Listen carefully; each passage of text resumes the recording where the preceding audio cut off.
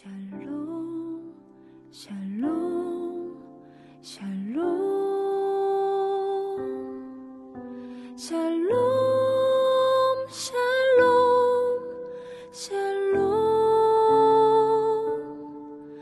내니 두려워 말아라 나의 아들 나의 딸아 안심하라 샬롬 샬롬 샬롬 샬롬 샬롬 샬롬 나의 평안을 주노라 세상과는 다른 평안 두려워 마라 샬롬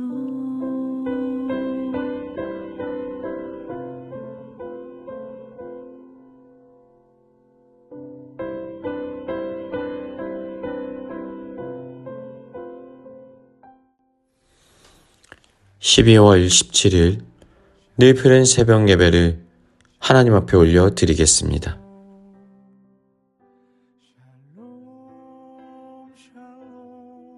네, 계시록 8장의 말씀을 중심으로 해서 함께 말씀의 은혜 나누기를 원합니다.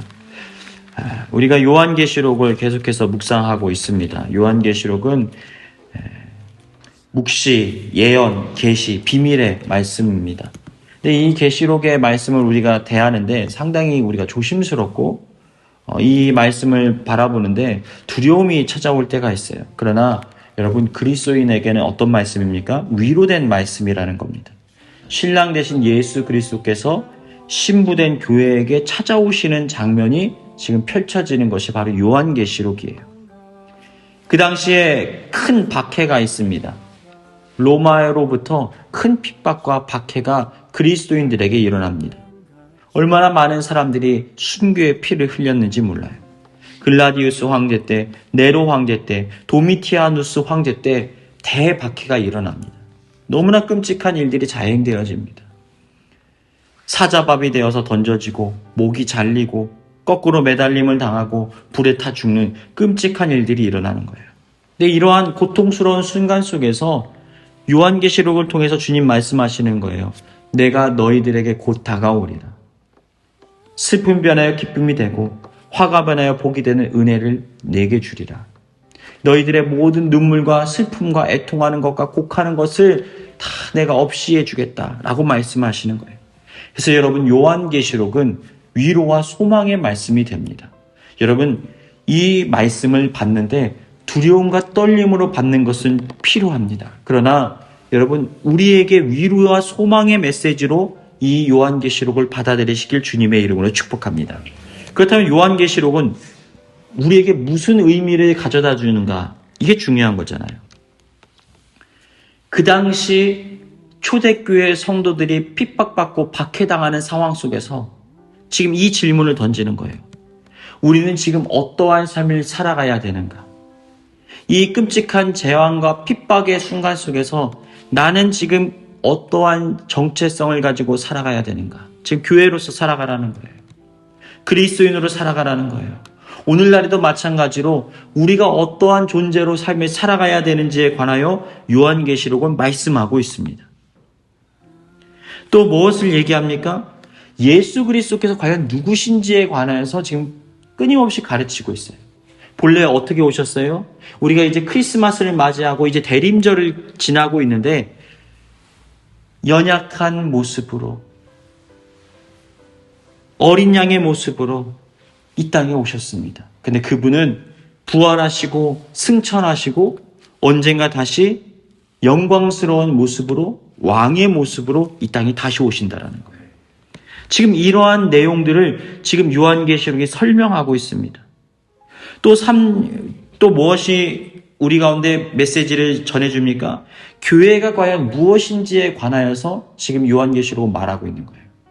우리가 요한계시록 1장을 살펴보면 어떤 내용이 나오죠? 7 금촉대가 있고 그 금초대를 누가 들고 있어요? 영광스러운 이가 붙들고 계신 장면이 나와요. 그리고 7 기둥들이 있는데 그 7 기둥 사이를 그 예수님의 영이 지나가시는 내용들이 지금 보여지고 있어요. 그러니까 교회는 뭡니까? 주님의 소유된 것들이에요. 주님이 다스리는 거예요. 그래서 핍박과 고난과 환란이 있다 할지라도 누가 개입하셔서 누가 일하시는 거예요? 주님이 일하시고 주님이 역사하시고 주님이 다스리시는 거예요. 그럼 성도들은 어떤 삶을 살아가야 됩니까?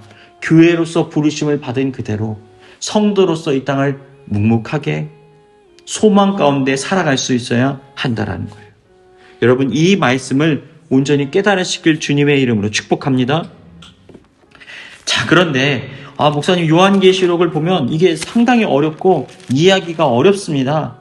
해석이 조금 안 될 때가 많이 있습니다. 그런데 이게 이유가 있어요. 우리가 이 요한계시록의 장르를 살펴보자면 이게 묵시문학, 예언문학, 계시문학, 비밀문학이에요. 무슨 얘기냐면 처음부터 완전히 다 드러내고 알려주는 것이 아니라 무언가 감춰져 있는 거예요. 처음부터 이해할 수 없게끔 성경이 기록되어 있습니다. 그런데 만약 이것을 다 아는 것처럼 해석을 하고 풀이를 한다? 그럼 분명히 이것은 사기꾼이든지 하나님이신 거예요. 그럼 바꿔 말하면 무슨 얘기입니까? 우리는 이걸 완전하게 이해할 수가 없다라는 겁니다. 근데 이 요한계시록의 권위를 가지고 이단들이 굉장히 많이 이 사람들을 현혹시킵니다. 마치 이 비밀 묶여있던 것들, 감추었던 것들이 끌러지는 것처럼 표현해요. 나는 이것은 다 안다. 요한계시록에 숨겨진 비밀을 나는 풀어낼 것이다. 여러분, 그것은 성경이 분명히 말합니다. 주님이 오실 때 해석되어지는 거예요. 다만 오늘 우리는 이 성경 속의 메시지를 통해서 어느 부분은 추측해서 알아낼 수가 있어요. 그러나 지금 우리가 3가지 중요한 것들, 내가 어떠한 삶을 살아가야 되는가? 예수님은 누구신가? 교회는 어떤 존재인가? 이 3가지를 우리가 확실하고 분명하게 아는 데는 이것이 문제가 되지 않는다라는 거예요. 여러분, 여기서 너무 많은 것들을 끌어내려고 하면요, 오히려 잘못된 이단 사상에 현혹될 가능성이 큽니다.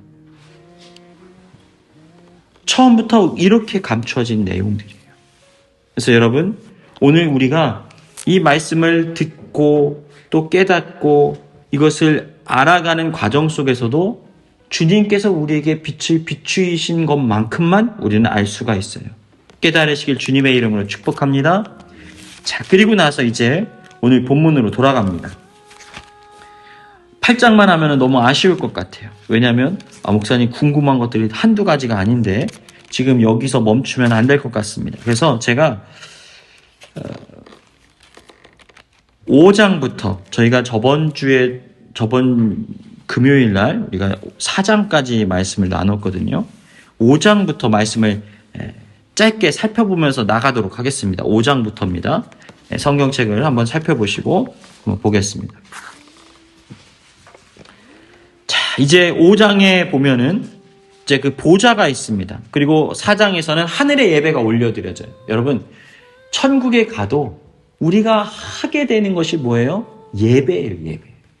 여러분, 이것은 이 땅에서도 존재하고 우리가 하나님 나라의 영광스러운 곳에 머물러 있을 때도 예배는 끊어지지 않습니다. 여러분, 예배를 회복하시길 주님의 이름으로 축복합니다. 이 얘기는 바꿔 말하면 무슨 얘기냐면 이 땅에도 있고 하늘에도 있는 예배, 이 얘기는 이 얘기예요. 하늘의 예배, 천상의 예배를 우리가 예배를 드릴 때 그 은혜와 영광을 이 땅 가운데 끌어올 수가 있다. 이게 굉장히 중요한 얘기입니다. 이게 목사님, 이게 무슨 얘기죠? 성경에 보면 이런 얘기가 나와요. 2-3 사람이 내 이름을 모인 그곳에 나도 그들 중에 있다. 신약 성경에 보면 뭐라고 말합니까? 볼지어다 언젠가 내가 구름 타고 오리라. 그런데 이 하나님 나라를 너희가 죽지 않고도 이 땅에서 볼 자들이 있느니라. 성경에 분명히 말하고 있어요. 그럼 어떻게 됩니까? 그 천국의 영광스러움을 오늘날로 끌어와서 그 영광과 은혜를 누리는 사람들이 있다는 거예요. 어떻게 해요? 예배를 통해서. 성령의 충만함 통해서. 우리가 부르짖어 기도할 때 그 역사가 일어나는 거예요. 천국은 어떤 곳이에요? 슬픔이나 곡하는 것이나 애통하는 것이나 눈물이나 그 모든 것들이 없다고요. 죽음도 사망도 없다고요. 그것은 기쁨과 평안과 은혜와 감사가 있다고요. 여러분, 우리 안에 어떻게 평안과 기쁨과 감사가 있습니까? 천국의 은혜를 끌어다 쓰는 거예요. 여러분, 이것을 성경은 분명히 말하고 있어요. 우리 그리스도인들은 내세의 영광스러운 천국만을 꿈꾸며 살아가는 존재들이 아니라 오늘 이 땅에서 하나님 나라를 살아가는 백성들이에요. 그래서 그 영광스러움이 오늘 우리 가운데 임재하게 될 때 우리는 그 영광스러움 속에 함께 참여할 수 있고 그 은혜와 능력을 누릴 수 있게 되어지는 것입니다. 깨달으시길 주님의 이름을 축복합니다. 그러니까 우리가 꿈꿔야 되는 것은 이 예배를 드릴 때 이 영광스러운 하나님 나라의 예배가 임재하기를 사모하고 바라야 되는 거예요. 그 이 땅에서 우리가 천국을 누리지 못하면 저 먼 천국, 우리가 이제 죽은 후에 가는 천국 속에서도 그걸 누릴 수가 없다라는 얘기입니다. 자, 그리고 나서 이제 보좌에 앉으신 이의 오른손에 뭐가 있다고요? 두루마리가 있다는 거예요. 두루마리가 뭡니까? 이렇게 책을 말하는 겁니다. 옛날에 이렇게 봉인해서 책을 이렇게 똘똘 감아서 이렇게 있었잖아요. 근데 여기에 7인이 이렇게 닫혀져 있는 겁니다. 봉인이 되어 있는 거예요. 근데 이 7인을 어떻게 한다고요? 떼기에 합당하느냐? 라고 얘기를 합니다. 그런데 이 7인을 떼려고 하는데 보니까 어때요? 뗄 사람이 없다. 그래서 울었다. 라고 말해요. 지금 종말의 소망을 가진 그리스도인이 슬픈 거예요. 아직 이때가 이르지 않았다라는 겁니다. 지금 어떤 내용입니까? 지금 이 그리스도인들은 핍박과 고난을 당했기 때문에 주님 어서 오셔서 이 봉인을 다 떼시고 약속된 말씀이 성취되기를 원합니다. 지금 이렇게 기도하고 있는데 어떤 일이 벌어진 거예요? 아직 봉인이 떼어질 시기가 이르지 않았다라는 얘기입니다. 근데 이 이단들이 뭐라고 하냐면 이걸 가지고 7인을 떼는 자가 왔다. 요한계시록의 비밀을 깨달아라. 막 이렇게 얘기하는데 그것을 말하는 게 아니죠. 그래서 예수님께서 오시고 나면 그 7인을 땜으로 인해서 약속된 그 심판의 역사가 성취된다라는 거예요. 울 필요가 없다라는 거예요. 5절 말씀 보니까 울지 마라. 이미 이겼다. 그리고 그 두루마리와 7인을 떼시리라. 라고 얘기를 하십니다. 그러니까 곧 이제 그 심판의 날이 임박했다라는 것을 말하고 있는 거예요. 그리고 7절 말씀 보니까 그 어린 양이 나와서 보좌에 앉으신 이의 오른손에서 두루마리를 취하시니라.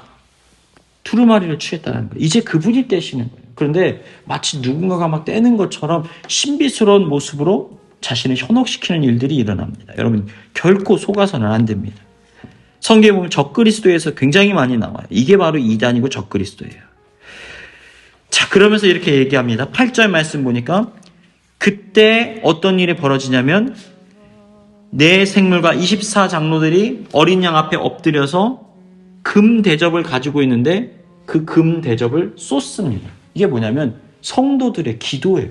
그러니까 응답이 일어나기 시작하는 겁니다.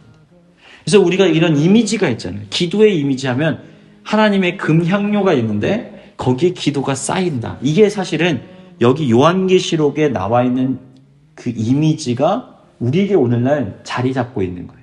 굉장히 성경적인 내용입니다. 그러니까 여러분, 기도는 금방 응답이 된다? 응답되는 것도 있지만 뭐가 차야 되는 거예요? 기도의 분량이 차야 되는 거예요. 눈물의 분량이 차야 되는 거예요. 또 헌신의 분량이 차야 되는 거예요.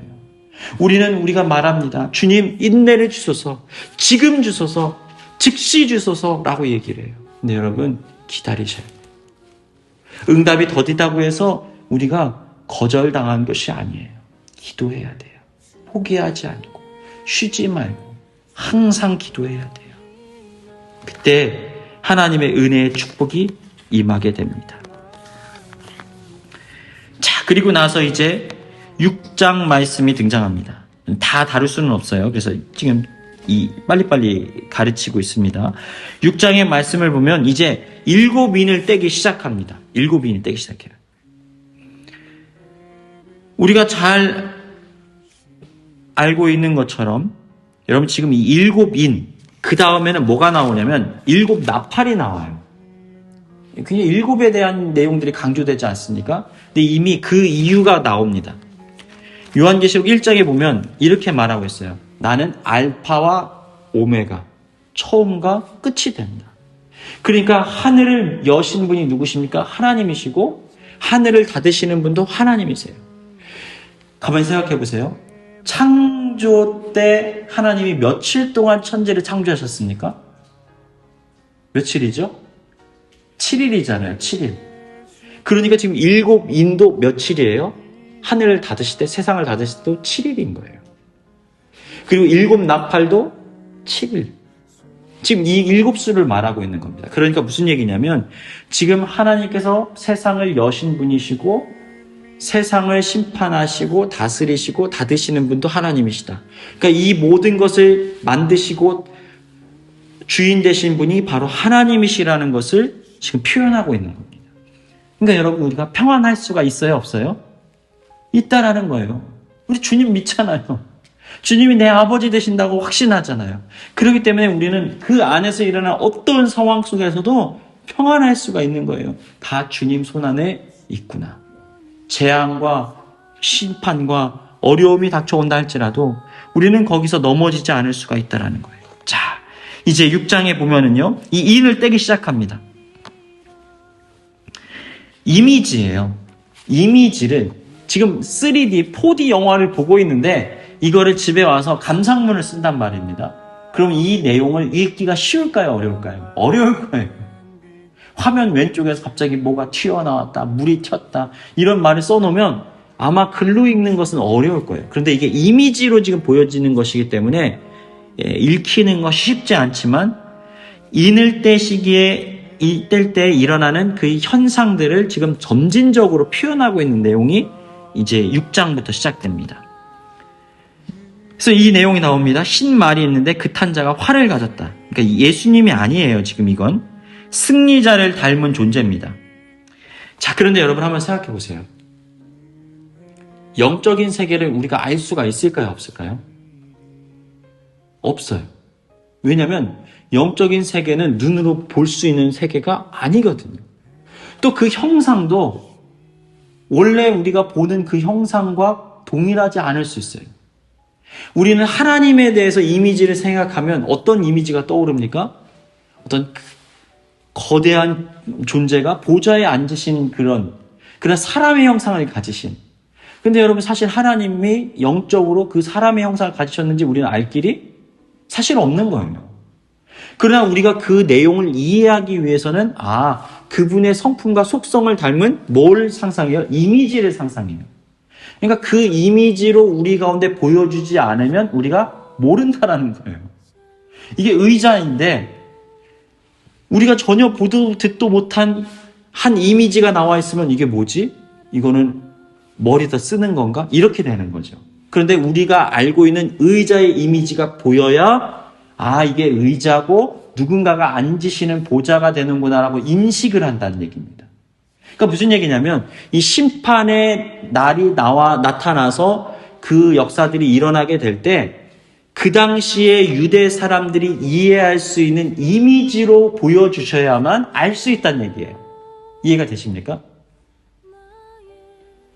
그래서 지금 이 내용들이 시작되는데 여기 보면 흰말을 타고 탄자가 활을 가지고 막 싸움을 하면서 막 들어오는 거예요. 이게 무슨 이미지냐면 이 페르시아 군대의 이미지를 지금 차용하고 있는 겁니다. BC 62년에 이 페르시아 군대들이 로마를 공격해서 싸워서 이기는 내용들이 등장해요. 그러니까 이들에게는 이 로마 시민들과 유대 시민들에게 뭐가 있냐면 페르시아 군대에 대한 막연한 두려움이 있는 거예요. 그들은 말을 타고 활을 쏘면서 막 진격해 들어오는 이들인데 그 군대를 막을 길이 없다라는 거예요. 그런 이미지가 인처럼 박혀 있는데 지금 그 이미지를 차용해서 지금 이 환상 속에서 보여주시는 겁니다. 그러니까 뭔가 이 두려움과 불안한 영적인 이미지가 드러나는 거예요. 이 전쟁이 일어난 상황을 말하는 겁니다. 자, 그리고 나서 둘째인을 뗍니다. 그러니까 전쟁이 일어나는 것을 이미지한 거예요. 두 번째, 둘째인을 떼는데 어떤 내용이 나옵니까? 붉은 말이 나왔다. 그래서 그 탄자가 허락을 받아 땅에서 화평을 제하여 버리고 서로 죽이게 하고 큰 칼을 받았더라. 그러니까 지금 붉은 말은 뭡니까? 흰 말이 붉은 말이 됐어요. 이게 뭘까요? 피가 묻은 거예요. 전쟁 속에서 이 적군의 피가 다 뿜어져 나와서 이 흰 말이 붉은 말이 된 거예요. 그러니까 지금 무슨 얘기냐면 피 흘리는 전쟁의 참상들이 마지막 때에 일어나게 될 것에 대한 이미지를 지금 환상을 통해서 보여주고 있는 겁니다. 전쟁이 일어납니다. 그렇지 않습니까? 우리가 이 세상 가운데 얼마나 많은 윤리, 높은 도덕 이런 기준들을 얘기합니까?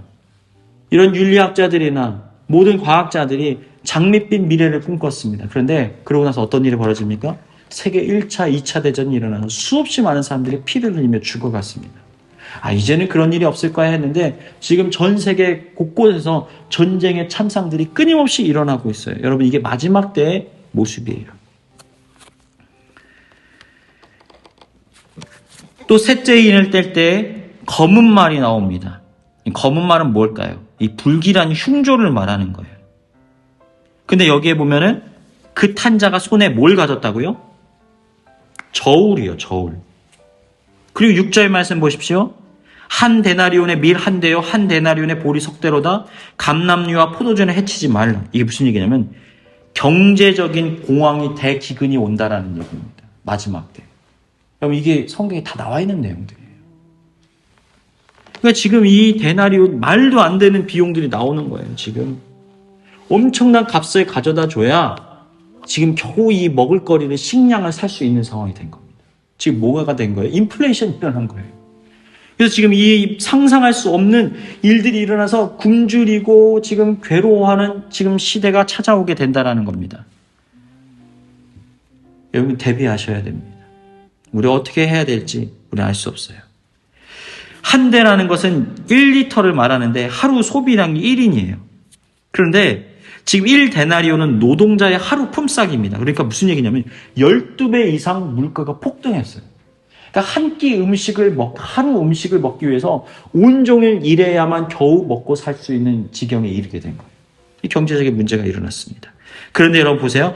감람류와 포도주는 해치지 말라. 이게 무슨 얘기냐면 부유한 자들은 여전히 부유하다라는 겁니다. 아직 부자들은 이 경제적인 공황에 빠져들지 않는다는 거예요. 한번 여러분 이런 시선으로 오늘날 한번 진단해 보십시오. 지금 어디쯤 와 있을까? 자, 그리고 넷째 인이 나옵니다. 넷째 인을 떼는데 여기에 보니까 청황색 말이 나옵니다. 그 탄자의 이름은 사망이고 음부가 뒤를 따르더라. 그들이 땅의 4분의 1의 권세를 얻어 검과 흉년과 사망과 땅의 짐승들로서 죽이더라. 여러분 청황색이 뭡니까? 청황색.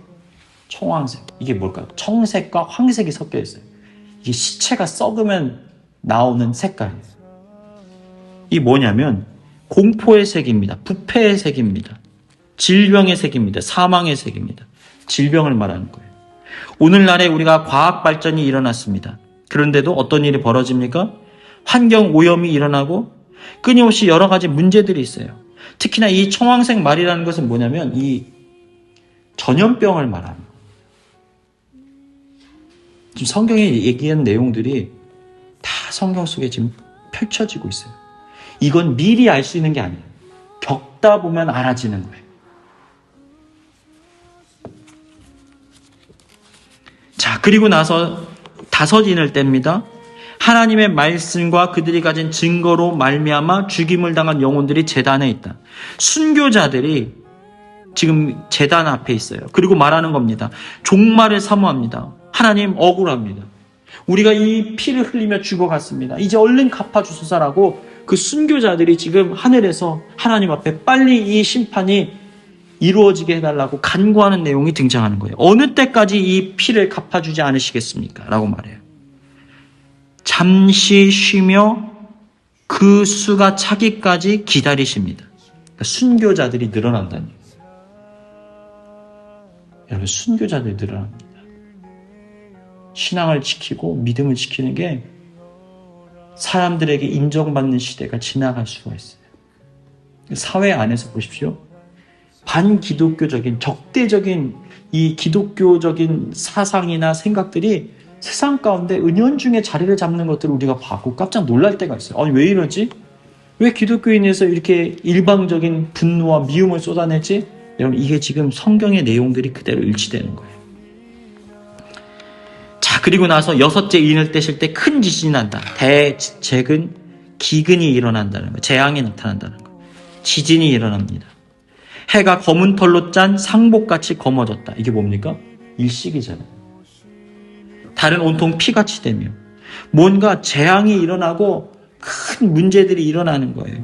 그래서 어떤 일이 벌어집니까? 지금 하늘의 별들이 무화과 나무가 대풍에 흔들려 설익은 열매가 떨어지는 것 같이 땅에 떨어지지라. 별이 정말 별이 될 수도 있고요. 운석이 될 수도 있고 이게 뭐냐면 오늘날 우리가 자랑하는 나라들이 자랑하는 미사일이 될 수도 있는 거예요. 지금 그 내용들을 말합니다. 그리고 말해서 얘기합니다. 15절 땅의 임금들과 왕족들과 장군들과 부자들과 강한 자들과 모든 종들과 자유인들이 굴과 산들의 바위 틈에 숨어 라고 말하잖아요. 숨는다. 벙커로 들어가는 거예요. 그들이 말합니다. 죽어서 재앙을 빨리 피했으면 좋겠다. 누가 이 재앙을 피하리요? 라고 말합니다. 자, 그런데 여러분 여기서 보십시오. 7장 말씀이 중요한 거예요. 7장 말씀. 내 천사가 나와서 땅 모퉁이에 섰다라고 얘기를 해요. 땅 모퉁이에 섰다. 그럼 땅 모퉁이가 어떻게 되어 있습니까? 이렇게 되어 있는 거예요, 여러분. 이 이미지를 생각하시면 됩니다. 땅 모퉁이에 섰다. 이렇게 딱 펴면 그 당시에 그 이미지가 뭐냐면 이게 땅이에요. 그럼 내 모퉁이에 섰다 그러면 천사가 몇 명인 거예요? 4명인 거예요, 4명. 4명이서 땅 모퉁이에 딱 서 있다라는 거예요. 잡고 있는 거예요. 근데 이 상황 속에서 어떻게 합니까? 내 천사가 말하는 거예요. 하나님의 종들의 이마에 인치기까지 땅이나 바다나 나무들을 해하지 말라. 인침을 받은 자의 수가 나옵니다. 그래서 그들은 해함을 받지 않고 보호함을 받는다는 거예요. 여러분 그리스도인들은 인침을 받은 자들은 보호함을 받는다는 것을 깨달으시길 주님의 이름으로 축복합니다. 이러한 재앙과 마지막 때가 찾아온다 할지라도 하나님께서는 우리를 지키시고 보호해 주시리라는 믿음의 확신을 가지시길 축복합니다.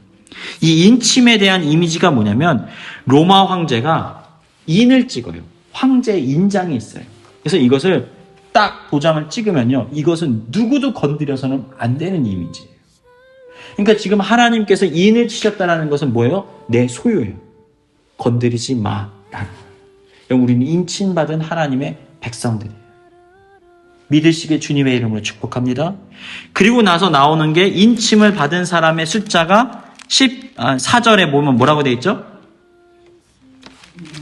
14만 4천.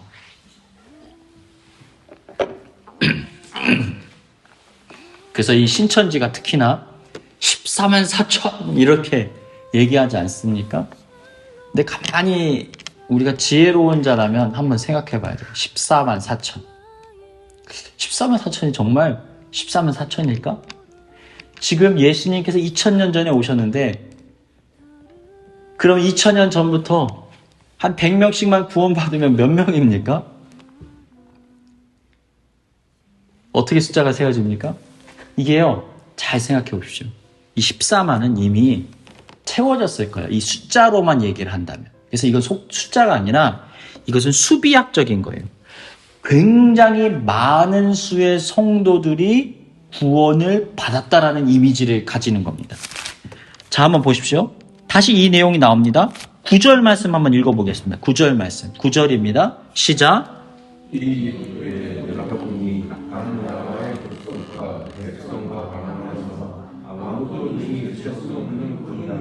네, 여기에 나오죠. 아무도 능히 셀 수 없는 큰 무리를 지금 얘기하는 게 14만 4천이에요.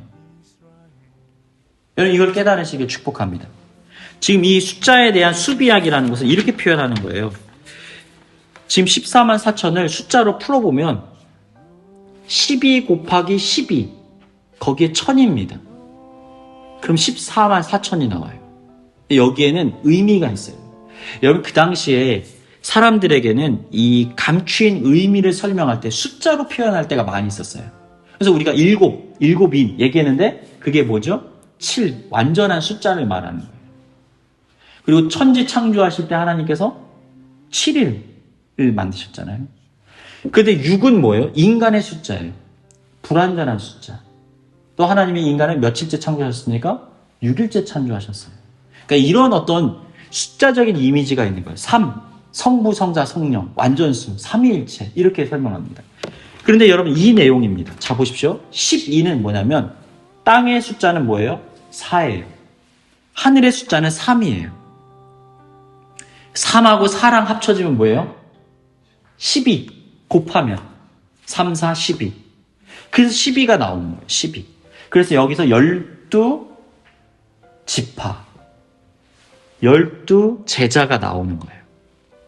그래서 지금 이 땅의 숫자와 하늘의 숫자가 맞물리기 때문에 이게 12라는 숫자가 나오는데 12의 완전한 것에 완전한 것이 곱해져서 천은 많다라는 뜻을 말해요. 그래서 다 합쳐서 14만 4천이 나오는 것이 이 성경에 나와 있는 수비학의 내용입니다. 이것은 제 얘기가 아니라 게마트리아 이런 이 고대 문헌들에서 나오는 내용들이 학자들이 연구한 내용들이에요. 그래서 이 내용을 통해서 우리가 볼 때 그러니까 이 완전한 하나님의 영광스러운 그 하나님 나라가 수없이 많은 백성들이 자리하고 있었다. 구원받은 성도들이 많았다. 아무도 능히 셀 수 없는 큰 무리가 나왔다라는 거예요. 지금 핍박과 환난과 고통을 당해서 우리밖에는 안 남았어요. 우리가 이제 마지막이에요. 이제 우리는 다 죽었어요. 라고 말하는 성도들에게 이 말씀은 큰 위로가 되는 거예요. 너희뿐만 아니야. 감추인 수없이 많은 내 백성, 내 자녀들이 지금 있어. 그들은 오늘날에도 믿음을 지키며 교회로 살아가고 있단다. 이 말씀을 전하고 있는 거예요.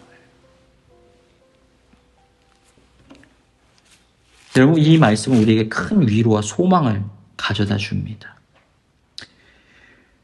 뒤에 살펴볼 내용들이 많은데 오늘은 여기까지만 우리가 말씀을 나눌 수 있도록 하겠습니다.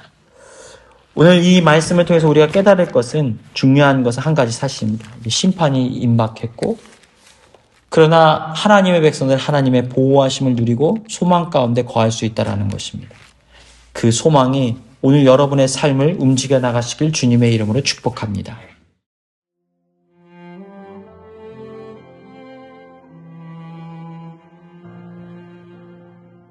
교회 주신 공동의 기도 제목을 가지고 다 같이 기도합니다.